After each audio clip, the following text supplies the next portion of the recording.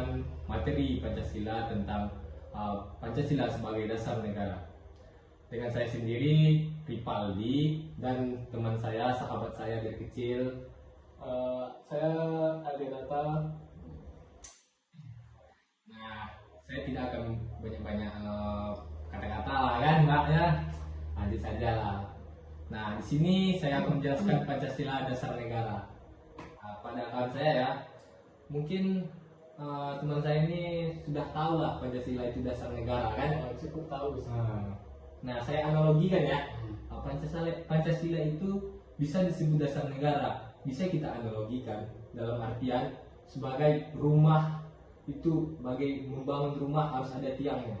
Mengapa bisa dibilang seperti itu? Karena Pancasila itu harus ada dasarnya. Nah, rumah itu harus ada tiangnya. Sehingga kalau tidak ada tiang, maka rumah itu tidak akan jadi. Nah, sama dengan artiannya dengan Pancasila dasar negara itu. Jadi begini ya, Pancasila kan terdiri dari 5. Bisa nggak saudara jelaskan apa makna dari kelima isi dari Pancasila tersebut? Nah, bisa. Yang pertama itu kan ketuhanan yang Maha Esa. Ya. Yang kedua, sila kedua, kemanusiaan yang adil dan beradab. Sila ketiga, persatuan Indonesia. Sila keempat, kerakyatan yang dipimpin oleh hikmat kebijaksanaan dalam permusyawaratan perwakilan rakyat. Kelima, keadilan sosial bagi seluruh rakyat Indonesia. Ya. Nah, baik. Yang pertama itu sila pertama, ketuhanan yang Maha Esa. Nah, seperti mempercayai itu adanya Tuhan, adanya keyakinan.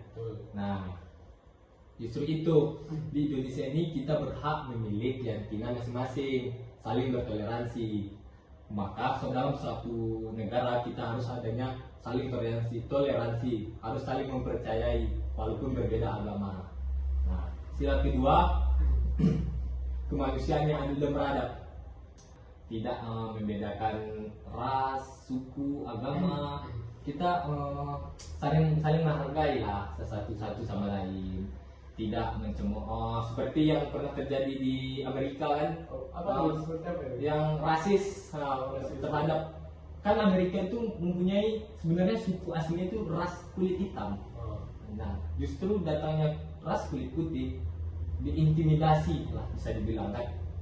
Justru bangsa kulit hitam ini tersingkir oleh bangsa kulit putih tersebut, bisa dibilang seperti itulah kan, sehingga itu tidak menjadikan persatuan negara. Nah, yang ketiga itu persatuan Indonesia. Persatuan Indonesia itu sangat penting, Pak Aldi. Ya, Kenapa begitu penting? iyalah karena kalau tidak adanya persatuan di di suatu negara, kita akan terjadi perpecahan belah antara sesama masyarakat, sesama yang berada di dalam negara tersebut. Contohnya seperti ini aja Pak Aldi, seperti sapu lidi, bisa kita bilang dengan sapu lidi. Pertama, sapu lidi itu kan kita ikat.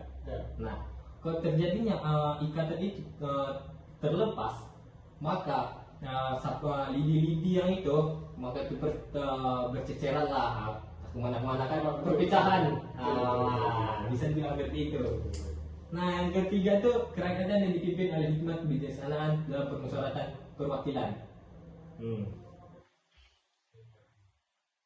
Pasal ya kan? Ya. Betul kan? Betul. Nah, kita di Indonesia ini harus bisa dibilang ya,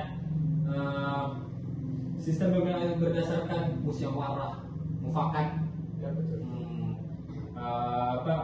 Serta perwakilan rakyat harus bijaksana. Nah, pemerintah seperti DPR itu tidak boleh mementingkan diri dia sendiri, harus mementingkan kebersamaan masyarakatnya.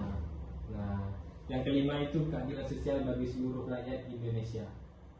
Mungkin Abang Aldi sudah tahu lah makna ini. Mungkin kita di Indonesia ini harus adil sehingga tidak terjadinya ketimpangan.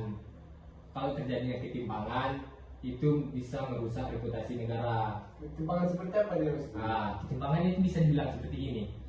Si kaya milik si kaya. Kenapa bisa dibilang seperti itu? Karena jika kita bilang kaya pasti tetap kaya kan? Ya mungkin seperti ini. Karena hukum di Indonesia ini runcing ke atas, runcing ke bawah, tumpul ke atas. Nah, yang korupsi ya tetap korupsi lah. Oh, kan nggak keadilan sosial bagi seluruh rakyat Indonesia itu. Korupsi untuk diri dia sendiri, bukan untuk kepentingan rakyat. Nah, contohnya apalah kan, yang tiga berapa tuh? 3 triliun. Ah, iya. Kalau beli ayam banyak gitu. Iya, gaji Ronaldo aja kan sampai gitu. Betul. Mungkin Bagaimana solusinya kira-kira, saudara Iwan? apa? Solusinya bagaimana nih? Solusi untuk menghilangkan korupsi di Indonesia. Mungkin kalau menurut saya ya, cukup kita terapkan seperti Korea Utara. Korea Selatan dan Korea Utara itu. Bukan itu melanggar hak asasi manusia? Bisa dibilang sih Bang Aldi. Tapi Korea Utara itu kenapa bisa dia menerapkan hukum seperti itu? Karena mereka komunis dan mereka sudah diancam, sudah di Apa? dia apa ya? Nah. Transaksi internasional.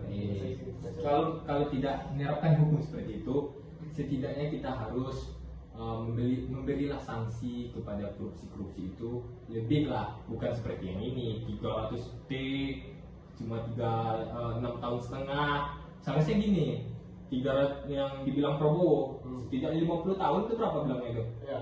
Sekitar itu, dan tidak dikasih fasilitas di penjara. Banyak kan kita lihat kan orang-orang korupsi ini di penjara itu dikasih fasilitas, kasih ini semua. Demikian Pak ya, ini sahabatnya ini udah apa deh Pak, udah lapar deh Pak ya. Terpaksa dia nggak tahan deh lagi Pak. Sebenarnya mau saya panjangkan nih lagi Pak ya. Mungkin di lain kesempatan ya. Ya. Terima kasih. Udah ada bunyi-bunyi berarti Pak ya. Sorry. Sekian, terima kasih. Assalamualaikum warahmatullahi wabarakatuh.